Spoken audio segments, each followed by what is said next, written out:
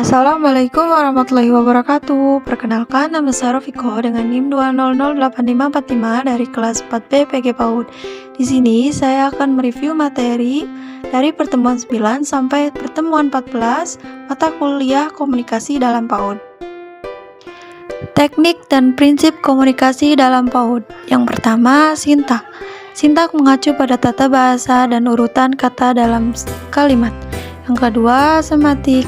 Kemampuan anak dalam memahami ujaran lawan bicaranya. Yang ketiga, fenologi. Fenologi berkaitan dengan sistem suara atau fenom dari suatu bahasa anak. Salah satu cara terbaik guru untuk mendorong perkembangan bahasa lisan anak-anak adalah dengan menyediakan lingkungan yang kaya bahasa di kelas.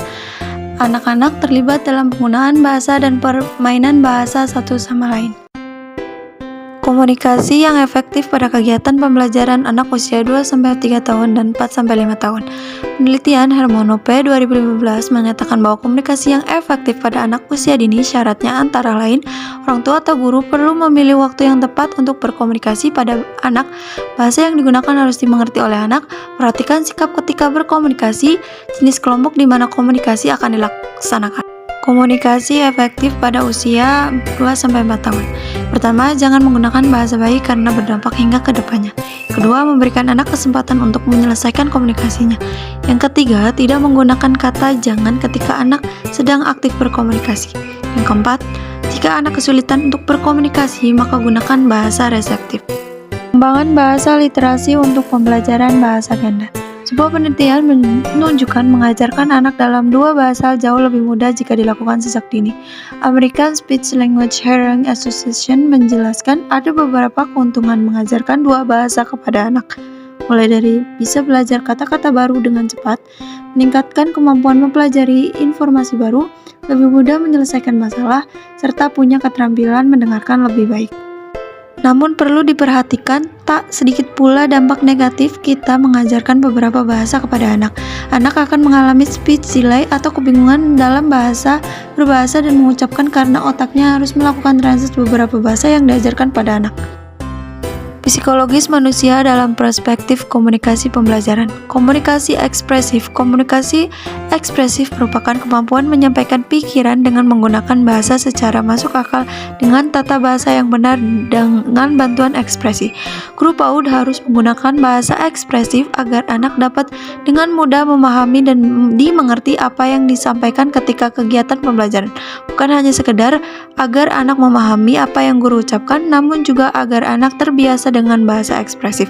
Mengingat karakteristik anak yang mudah bosan, maka guru harus mampu berkomunikasi dengan ekspresif sehingga tujuan pembelajaran terlaksana dengan baik.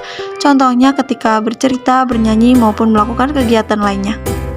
Permasalahan komunikasi pada pembelajaran anak usia dini. Berkomunikasi dengan anak usia dini tentu saja berbeda dengan remaja atau dewasa. Cara berpikir anak usia dini masih sederhana, nyata, penuh hayal, kreatif, ekspresif, dan selalu berkembang.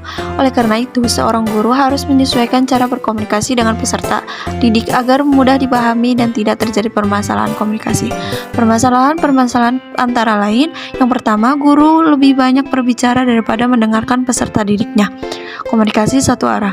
2. Guru cenderung memberi banyak nasihat ketika anak melakukan sesuatu. Yang ketiga, guru tidak memberi kesempatan kepada anak untuk mengungkapkan pendapat. Yang keempat, menyampaikan pesan atau materi menggunakan bahasa yang tidak dipahami anak. Kosakatanya banyak yang tidak dipahami oleh anak.